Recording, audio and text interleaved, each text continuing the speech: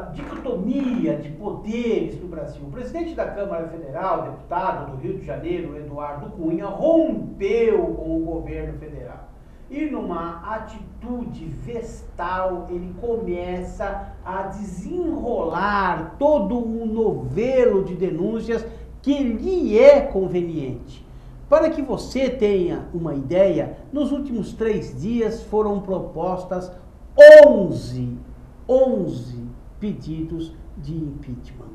Já somam 15 de janeiro de 2015 até agora, pouco mais de 6 meses, 15 pedidos de impeachment que vão se desencadeando de acordo com os acontecimentos políticos. Temos aí a Lava Jato, com pessoas entregando, pessoas numa arte de dedo duro. Lembra daquele personagem do dedo duro, que era aquele que entregava as pessoas?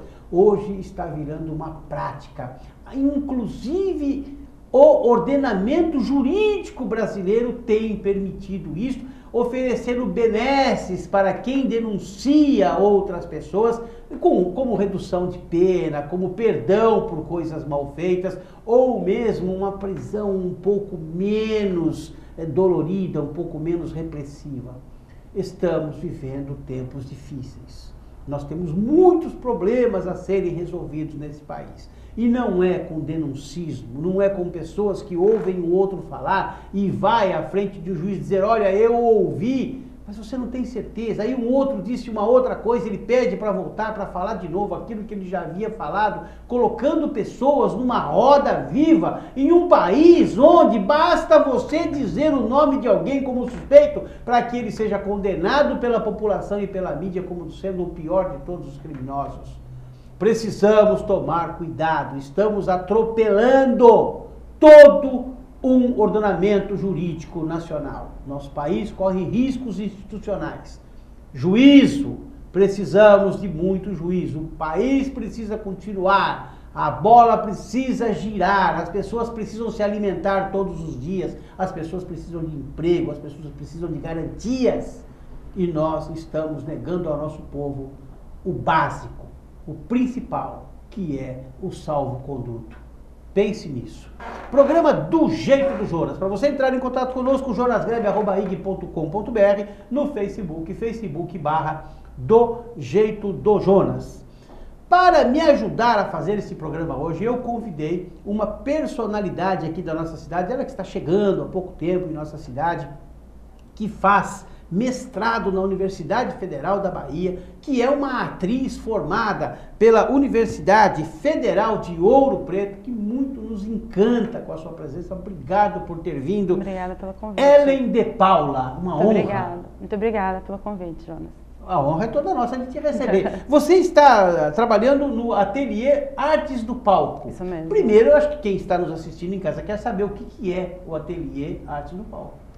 O Ateliê Artes do Palco é um projeto, né? Na verdade a gente é um espaço cultural, né?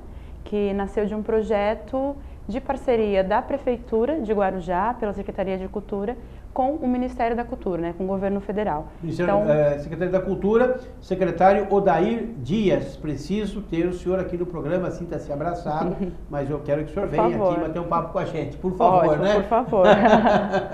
E esse projeto, né, de parceria, de instâncias municipal e instância federal, nasceu aqui na cidade de Guarujá, assim, aberto ao público de alguma forma, no dia 15 de abril desse ano. Ah, assim, recente? Né? Recente. 60 dias? Um pouco 90 mais, dias? Um pouco mais que isso, assim, né? É. Então, é um projeto piloto, né, que foi lançado e foi criado pensando em suprir uma demanda da cidade de Guarujá. Então, assim, ele, nesse momento que suprir uma demanda em que sentido? Em qual segmento? No campo das artes. Então, por exemplo, o Ateliê Artes do Palco, ele justamente é um espaço que é voltado para um trabalho de formação, né, do público em geral, nas linguagens de teatro, dança e música. Então, a primeira ação que a gente tem desenvolvido nesse espaço são oficinas de sensibilização nessas linguagens. Se eu for lá, eu aprendo balé? Meu sonho é dançar balé. Ó, balé. A técnica mesmo da dança... Não dá mais. Não, eu acho que dá. Acho que o corpo da gente, a gente quiser dançar, ele dança o tempo inteiro.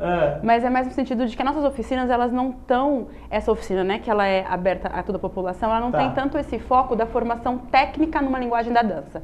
Então, ela é um trabalho de sensibilização, que é de imersão nessa linguagem, não é? Então, que a pessoa, cada corpo pode dançar dentro da sua possibilidade. Então, ela passa, de alguma forma, por alguns critérios que são do balé, mas também tem a dança contemporânea, tem a dança de rua, depende um pouco dos professores, né? Porque cada professor tem um método de trabalho, mas ela é mais um trabalho de imersão na linguagem do que um trabalho que vai, de condicionamento técnico. Né, da repetição de uma mesma técnica para ter um produto que seria chegar nessa linguagem que é o balé especificamente. E o exercício de repetição é o que faz com que a pessoa se aprimore Nisso, e que ela consiga exatamente. chegar a um ponto de se exibir e tal. O trabalho nosso está mais voltado... voltado... É brincadeira, eu não quero dançar balé não. Mas eu acho que você pode, se você quiser. Mas o trabalho nosso, nesse caso da dança e também do teatro da música, ele é mais voltado para esse lugar da experiência com a linguagem, né? Então, assim, a gente tem pessoas, no caso da dança, desde crianças muito pequenas, né, em turmas de criança, de 7 anos, turmas de adolescentes, turmas de adultos, que varia bastante de idade, né? Pessoas de 18 anos, pessoas com mais de 50 anos, que tem a ver com isso, com essa disposição e esse desejo por dançar, né? De aprender. E essa questão de arte cênica, a pessoa aprender a atuar. Fala assim, eu quero aprender a atuar, de repente participar uma pontinha de uma peça ou uma pontinha de uma novela. Tem muita gente que sonha com isso, não tem? Tem. Inclusive, a gente recebeu muitas pessoas que procuraram um ateliê, né, nesse período que a gente abriu inscrição para a população, né, nesse começo de abril, maio, muito em busca disso, né, querendo saber dessa formação para um ofício de ator. E aí, o que a gente oferece não é essa formação, porque as oficinas têm duração de 4 meses. Então, elas são muito pontuais. Tá, então elas vamos começar do começo? Fala pra gente o que é uma oficina. Não é para consertar o carro, com certeza. Não é isso. Não é. A oficina é diferente de um curso, por exemplo, quando a gente faz um curso de idiomas, né? Vamos supor, um curso de inglês. A gente começa do básico, vai evoluindo dentro daquele mesmo curso. Ok. A oficina também tem uma evolução, mas ela é um pouco mais pontual. Então, por exemplo, você tem uma oficina que tem duração de 4 meses. Ela tem um princípio, um começo, um meio, uma finalização, e ela se encerra aquela vivência. Dentro do ateliê, quando essa oficina termina, a gente abre uma nova oficina, pode acontecer. Se você participou da primeira, naturalmente você vai ter essa evolução, né? Que a gente está mais acostumado numa formação continuada. Tá, mas não necessariamente você pode, se você não fez os primeiros 4 meses, você não pode fazer as outras, entende? Então, mas é uma diversão de 4 meses não, ou é um aprendizado? É um aprendizado, é um aprendizado para você, porque ele é um aprendizado que ele tem uma proposta pedagógica, né? Os profissionais que trabalham com a gente, os professores, tanto os professores como quem trabalha na produção, no meu caso, por exemplo, todos foram selecionados dentro de um chamamento público. Então, quando o projeto foi lançado, foi dito que ele poderia realmente acontecer na cidade, a primeira coisa que foi feita antes de abrir a população foi uma contratação de profissionais capacitados, desde o corpo técnico até o corpo de professores, né, que são artistas, educadores que têm formação em cada área, no teatro, na dança e na música. Então, a oficina não é um entretenimento ou só um lazer, ela pode ser. Não é? Se tem uma pessoa, pode ser, mas não é só se uma pessoa quer, né, de alguma forma, uma atividade artística, ela pode estar nesse espaço, né? Não quer dizer que ela não possa. Tá, mas o trabalho ali... Qual é o fim? A pessoa que fala assim, eu quero ir lá. Qual é o fim dessa pessoa? Qual é a finalidade? É a pessoa que quer ter o contato com a arte.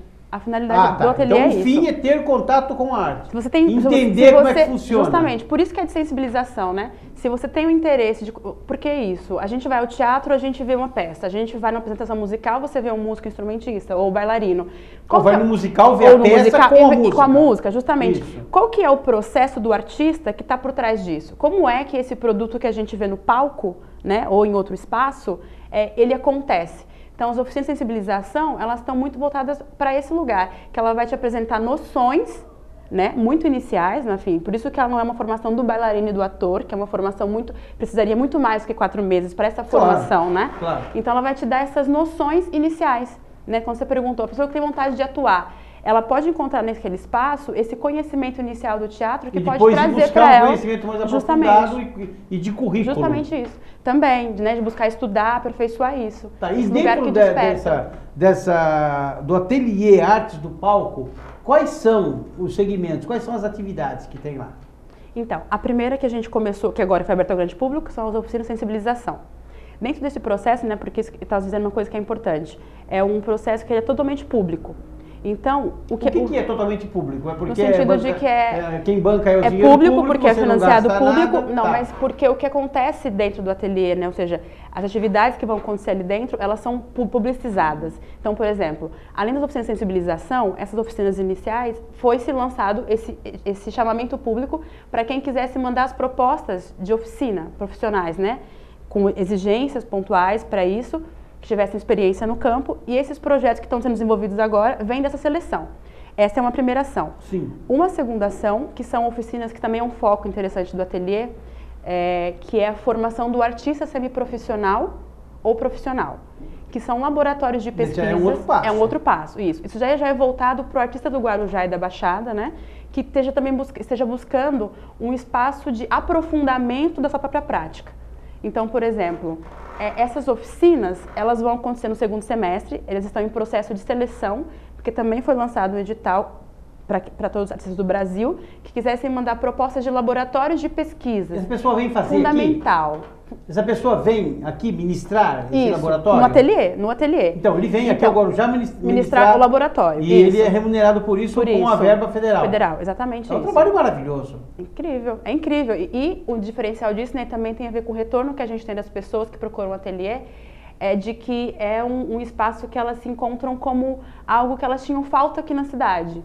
Eu que estou chegando agora, posso dizer isso menos por mim e mais pelo que as pessoas dizem. Você não acha que falta divulgação disso? Eu acho maravilhoso isso. Eu acho falta que... divulgar. Pois é, a gente tem dentro do possível, tem uma tentativa, né, de fazer essa divulgação. Então, a gente, por exemplo, quando a gente inaugurou, pouco antes, foi divulgado em rádio, em programas de TV, em mídias, né, virtuais, tudo isso. Eu acredito que sempre falta, né, ter essa informação um pouco mais ampliada. Porque muito mais gente sabendo disso, você teria muito mais gente procurando. Agora, o que é interessante, um trabalho fantástico. Agora, a gente fez um levantamento, isso é interessante, a gente atende agora, nessas oficinas, né, vocês estão misturando, são coisas distintas. Sim, claro. Mas a primeira oficina, que é aberta a toda a população, né, crianças a partir de 2 anos de idade até, quem tem essa disposição, a gente conseguiu fazer um levantamento. A gente atende agora mais ou menos 300 alunos. É bastante. Bastante, né? Para um projeto que acabou de surgir. De repente forma um grupo que você olha e fala assim, só Deus mesmo, que só tem gente ruim, só gente que não tem a menor aptidão, acontece. Não, é porque aí tem uma coisa que é distinta, por exemplo. Se você é simpática, você não vai falar, não né? É isso. Não, eu sou arte educadora também, não é isso. Só vou te responder isso, mas só para voltar, uma coisa que a gente descobriu, que eu achei que você fosse da coisa da divulgação que você falou antes, que a gente tem, nesses 300 alunos, pessoas que são de 44 bairros da cidade distintos. Que pega a cidade toda. Né? Então, assim, mesmo com essa divulgação, eu acho que pode ser maior, porque é um projeto que está no centro, e as pessoas têm entendido isso, que o fato dele estar no centro da cidade, não é que ele não é para quem, que ele só é para quem está no centro, e não é. Ele é para a população toda, e a gente quer sempre alcançar as comunidades de modo geral, não é? Então, eu acho que nesse começo, mesmo com essa divulgação que você fala que poderia ser maior, eu acho que pode ser sempre maior, a gente já consegue, de alguma forma, alcançar lugares distintos, né?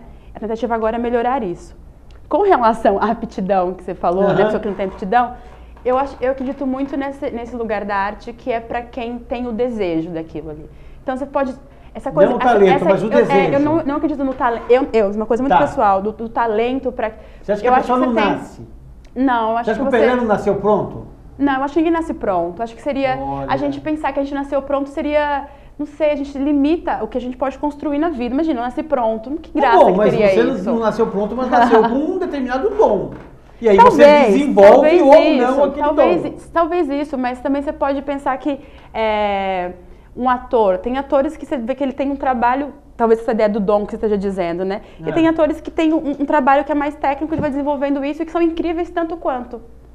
Então, entende? Eu acho que tem mais a ver com o desejo e essa busca desse espaço da arte, de buscar isso. Em suma, você quer dizer o seguinte, se tiver vontade, faz qualquer coisa. Eu falo assim, eu vou andar na corda bamba. Se eu tiver vontade de aprender, eu aprendo a andar numa corda bamba. Eu acredito. Você acredita nisso? Acredito. Se você Quer tiver dizer, muito mais essa vontade do que vocação? Eu acho. Aí, eu acho um recado. Nós vamos a um breve intervalo, daqui a pouquinho nós vamos voltar, mas antes eu quero falar para você de Inovar Ideia. Inovar Ideia é um jeito diferente de você encarar a vida através de um treinamento, um curso ministrado pelo professor Rubens Marcon de postura e oratória. Você que de repente precisa falar ou gosta de falar numa reunião de família, reunião de sindicato, reunião de igreja, reunião de partido, sei lá, de repente você quer ter essa facilidade na linguagem e você trava, soa, começa a gaguejar, começa a secar a boca, a palavra não sai, o cérebro não funciona, você precisa ser treinado. Inovar Ideias.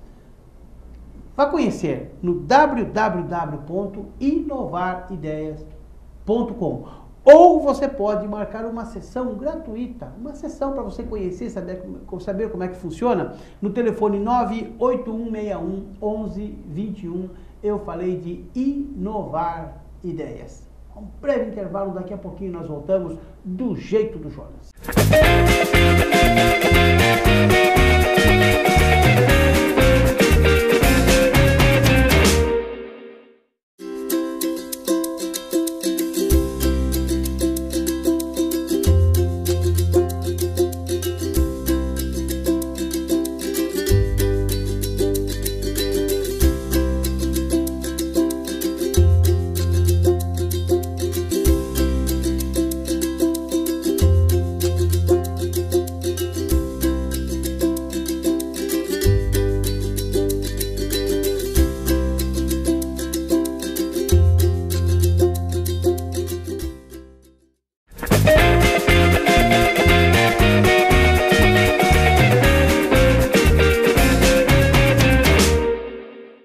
De volta para o segundo bloco do programa Do Jeito do Jonas. Estou batendo um papo gostoso hoje aqui com a Ellen de Paula, lá do Ateliê Artes do Palco.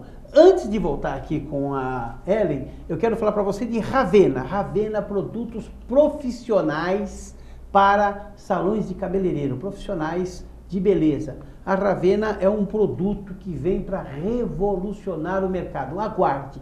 Mais um pouquinho de tempo a Ravena estará em toda a Baixada Santista. Estamos fazendo aqui uma proposta antecipada. Eles ainda não estão aqui na região, estão chegando e vêm para fazer a diferença. Ravena.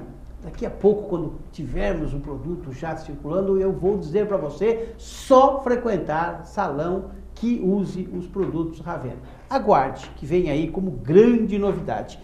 Ellen de Paula. Eu. Atriz. Isso. Formada na Universidade Federal de Ouro Preto e mestrando na Universidade Federal da Bahia. Chique, né? É nada. O que se aprende numa Universidade Federal de Artes? É artes? Na verdade, o meu curso foi uma formação, licenciatura em artes cênicas. Em artes cênicas. Isso. E o que se aprende? É voltado para a formação do ator, né, a minha formação, mas nesse caso, como é um curso de licenciatura... matérias básicas?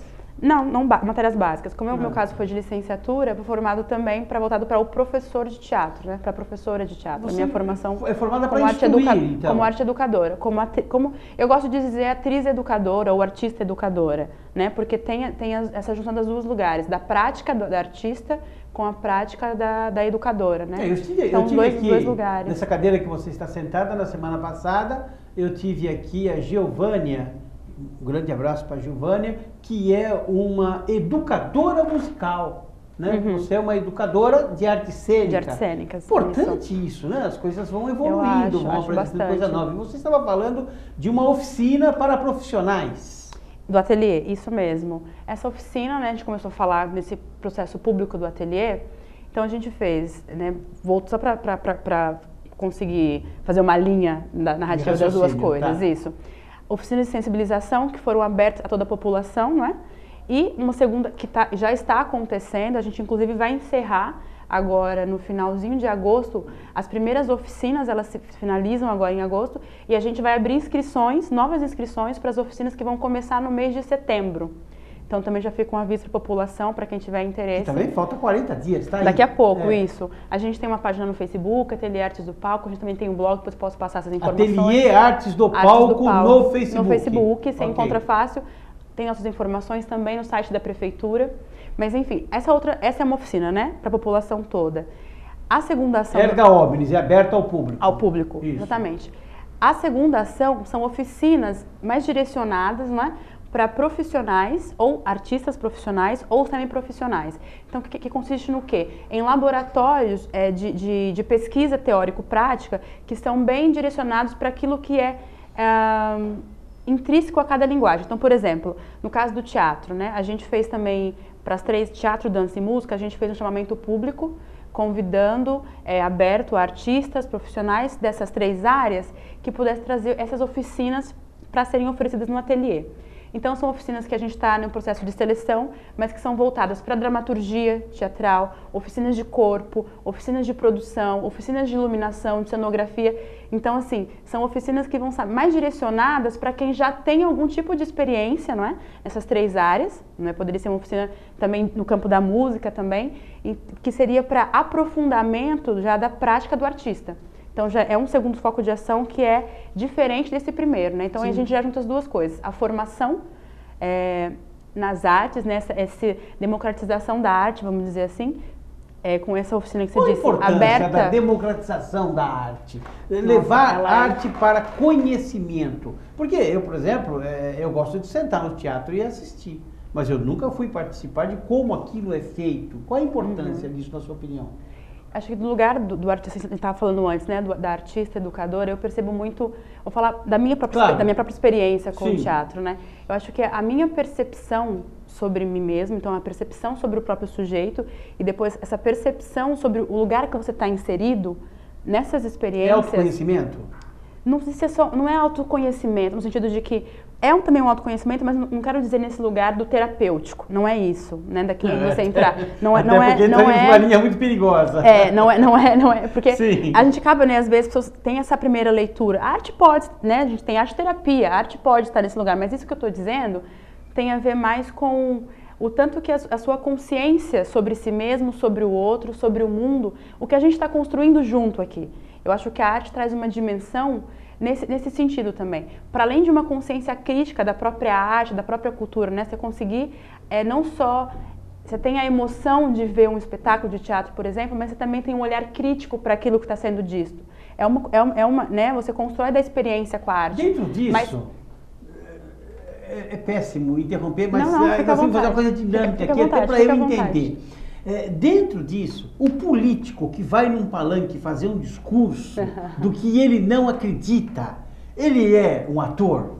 Não. Não é o que não, ele é um cara não de precisa pau. falar o que ele é, porque aí sai do ar o programa. Imagina, você não compare essa figura com um ator, de jeito nenhum. Ele não é um ator. Ele não está sendo um ator, ele dizer, olha, nós vamos manter o trabalho, manter os direitos dos trabalhadores, não vamos aumentar a conta da luz, e vai fazer tudo ao contrário. Eu acho que o nome dele político cabe bem, para não dizer outras coisas, a gente poderia dizer também, né? Esse lugar dessa hipocrisia, desse descaramento do político. Isso é hipocrisia, não é arte. De jeito, imagina. Ele não está sendo um artista. Ih, aquela pessoa é um artista, ele vai lá e convence todo mundo. Isso é um equívoco nosso, dizer uma coisa dessa. Por favor, não faça esse tipo de comparação com o artista.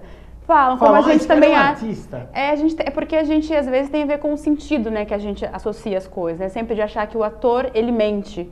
É porque ele interpreta, ele está fingindo, ele está contando uma mentira. Então, associar, né, acho que é uma coisa do pensamento coletivo, às vezes, socialmente dizendo, né? Nesse contexto social, melhor dizendo, de associar essa figura, né? O ator é a figura que mente. O ator não é a figura que mente. O Ramos fez um texto, eu não sei se ele escreveu, mas ele interpretou um texto em uma ocasião, dizendo que ele foi médico, que ele foi paciente, que ele foi advogado e cliente, não sei se você chegou a ver esse texto, e ele dizia que ele foi tudo praticamente nos papéis que ele interpretou durante toda a sua vida. Tem uma certa realidade, né? Tem isso sim, porque Você incorpora um pouco aquilo, não incorpora? Você está vivendo aquilo. Eu acho que quando você começa a pensar como personagem. Na verdade, eu acho que a gente empresta um pouco, né? As duas coisas. Quando você está dentro de um trabalho que você tem realmente essa construção do personagem, é um lugar de conflito, né? Porque tem a minha própria figura, as minhas próprias verdades. Há um conflito? E o tempo inteiro. Porque a arte só se faz no conflito. Você não produz nada artístico fora de um conflito. Menina, né? repete E aí isso. que a arte se faz do conflito. Você não não faz arte nenhuma sem conflito. Você pode fazer uma arte, mas depende do fim que você tenha para aquilo. Precisa ser escrito, ninguém falou isso antes. Tem que Imagina, escrever. tem um monte de gente que fala isso mesmo assim. Mas é verdade isso, porque você pensar, quer dizer, você poderia até fazer uma arte sem conflito, mas depende muito do fim que você quer. Mas quando você está esse lugar da arte que é a verdade do artista, ela só está nesse lugar da sua própria o conflito com você mesmo, ser o conflito ou não com ser, o mundo. eis a questão. Poderia ser isso, voltar lá em Shakespeare, poderia ser isso. Voltar em Shakespeare. Mas o que eu estou dizendo é essa coisa, né, de quando você tem esse contato, fazendo um ponto com a pergunta que você fez antes, né, a importância de democratização da arte, de se criar esse espaço de acessibilidade, é também trazer para as pessoas a possibilidade de entrar em conflito num lugar em que ela pode levar todas essas questões, que não é terapêutico, mas as indagações dela que estão ali, que às vezes ela nem sabe também que estão ali, para aquele espaço. E ter uma forma que seja mais lúdica, às vezes, né, uma forma conseguir discutir isso. E isso retorna socialmente. Você pega, então assim, um período eu trabalhei durante muito tempo em projeto sociocultural, para fazer uma ponte, assim, Tá. um projeto de circo, né, lá em Ouro Preto, isso em Minas, assim. E a gente começa a perceber o tanto que tem uma criança que entra no circo e trabalha um tempo nessa linguagem da arte, esse trabalho da arte e educação, essa sensibilização ali com a linguagem artística, o retorno que volta para a família, para a comunidade, para a escola. Você entende? E eu não estou falando de uma coisa que seja assistencialista, não é isso mesmo. Mas é uma construção política na arte. Que pode que ser levado importante para as comunidades. Para as comunidades, assim. E está levado no sentido de que o ateliê, a gente tem que pessoas que questionam muito, né? Ah, ele é um bacana, poderia ser no meu bairro, seria ótimo que a gente conseguisse ter vários espaços desses em todos os bairros também, né? Seria interessantíssimo, eu acho que isso seria muito importante. Mas também pensar que essa pessoa que é lá de um bairro distante que está aqui, ela sai daqui, ela retorna para lá. Não é? Essa ação tá ligada, tá junto. Ela não é né, uma coisa que, só faço aqui no ateliê e acaba. Eu acho que o ateliê tem essa perspectiva da oficina da sensibilização muito nesse lugar mesmo. Tem diferença do ator trágico para o ator cômico? A comicidade muda a forma de arte? Ou o artista é o artista, não importa o que ele esteja fazendo? Não sei se eu entendi a sua pergunta, mas... Mais ou menos aquele que é chamado de humorista. Humorista, entendi. Ele acaba sendo também um ator, ele está fazendo arte quando ele está ali interpretando alguma coisa, um stand-up, ou mesmo uma peça cômica, onde ele faz um estereótipo de um ser humano para que as pessoas possam rir daquilo que ele está falando. É difícil dizer, né, se aquela pessoa está fazendo... Eu tenho dificuldade de olhar e dizer se a pessoa está fazendo arte ou não está fazendo arte. Porque eu acho que esse julgamento, aquilo é arte, aquilo não é arte, na verdade depende de cada pessoa que olha para aquilo e diz. O julgamento é de per si? Não, o julgamento eu acho que é... Como é que eu vou dizer? Mais ou menos nesse sentido. O humorista, ele pode dizer eu sou humorista e eu sou um artista, né? Se o humor nessa arte, esse produto que ele cria dentro do humor é artístico, tem muito a ver com a recepção desse produto, ao meu ver. Tem a ver com como as pessoas vão receber isso. Mas a gente pode dizer que a gente tem uma impressão já construída do que seja arte, mas determinar isso, o que é arte, o que não é arte, é muito complexo. Nós temos uma febre de stand-up hoje no Brasil. Uhum. Tem clubes de Mas stand-up. é que seja uma linguagem, né? É uma linguagem que tem... É uma linguagem. Se pegar um desses que faz stand-up e colocar numa novela para interpretar, ele consegue? Essa acho que é uma forma de você entender se é ou não é arte. Aí, na verdade, tem mais a ver com o ator, né, nesse caso, né, de ser um humorista, ou ele conseguiria fazer uma novela. Se ele é um ator, ele tem que estar apto a jogar ali no stand-up e estar apto a jogar na novela, né, ou seja, enfim, como é o termo que você queira dar isso na novela, interpretar na novela. Porque ele tem que ter esse repertório que ele vai, se ele é um ator, que vai se desconstruindo. Sim. Agora, ele também pode ter uma opção de dizer, eu sou um ator, mas eu opto por seguir dentro dessa linhagem e só fazer trabalho nessa linhagem. A gente vê muitas vezes, né, personagens muito típicos, atores que fazem sempre a mesma coisa. Sim. Você já reparou nessa coisa, né? Lima Duarte, ele sempre é mais ou menos a mesma coisa. Pois é, assim, sabe? Eu acho... E ele vem do circo, né? Olha que coisa, hein? Tipo, do ponto de vista, acho que do ator, eu acho que se fosse... Não é positivo, pode ser uma escolha. Se é uma escolha, ok, né? Quem pode julgar isso? Mas do ponto de vista que você se ingesse em uma forma, o problema é que você encontrou o conforto para fazer. O tipo de linguagem, o tipo físico... Você sabe tanto quanto você faz que você não tem risco mais nenhum. Tanto quanto a arte se faz. E aí não tem o conflito. Se não tem o conflito, pode deixar de ser arte. Como disse a Ellen de Paula. Você que está dizendo agora pode deixar de ser arte ou não. Mas pode ser por aí. Agora, para trazer a comunidade, o que falta? Para trazer a comunidade para começar a dar principalmente para esses jovens carentes, esses meninos que estão aí correndo risco de entrar para a criminalidade, para trazer para dentro de uma oficina dessa, faz-se o quê? Poxa vida, acho que a gente poderia pensar em diversas formas de fazer isso. É complexa essa questão, né, que a gente pode fazer. Mas é importante. Super, fundamental, inclusive. Penso que tendo esse espaço do ateliê, por exemplo, né, que a gente sabe que ele está aqui, que ele está aberto à população, que ele está aberto ao artista, né, da cidade. Inclusive, um outro ponto, só para fazer uma ponte rapidinho, Jonas, que é importante falar, o ateliê também fez agora um convite, ocupação, aberto aos artistas da cidade do Guarujá, da Baixada Santista, que tenham interesse em se apropriar do espaço do ateliê, Artes do Palco, do espaço físico, né, com suas produções artísticas, produções criativas, de diversas linguagens. A gente tem isso também nossa página do Facebook, também tem isso saiu no Diário Oficial aqui do Guarujá, temos isso também do nosso blog. Então, assim, esse convite está feito, ele está aberto. Lá nesse convite tem, né, assim, os requisitos que são importantes, que parece complexo, mas não é. É só para a gente conseguir organizar um pouco, né, as ideias e aquilo que a gente quer trazer para a população dentro daquele espaço, né? Agora, nisso que você perguntou antes, né, como é que traz a população, eu acho que é uma junção de forças que tem que ser feitas, né? A partir do momento que o poder público, de alguma forma, com todas as falhas que a gente sabe que existe de modo geral, consegue organizar um espaço desse na cidade, a população também precisa começar a ocupar esse espaço. Aí a gente pode pensar de diferentes formas, né?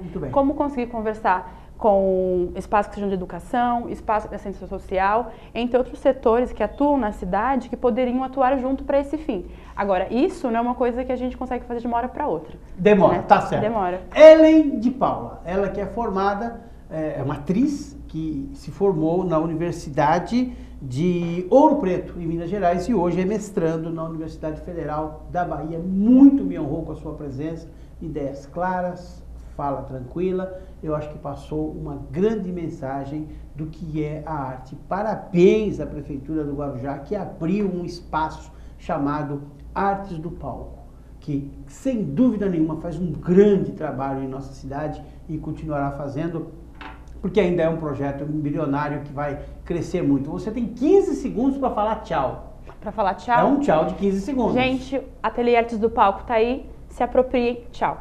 Tchau. Muito bem, uma honra muito grande receber aqui a Ellen de Paula, que é uma atriz, e quando ela estiver numa grande peça, eu vou convidar você para estar lá enchendo a plateia e aplaudindo a Ellen de Paula. Muito obrigado por ter vindo. Obrigada a você, Jonas. Que Deus te abençoe e te guarde, que faça resplandecer o seu rosto sobre ti e te dê a paz.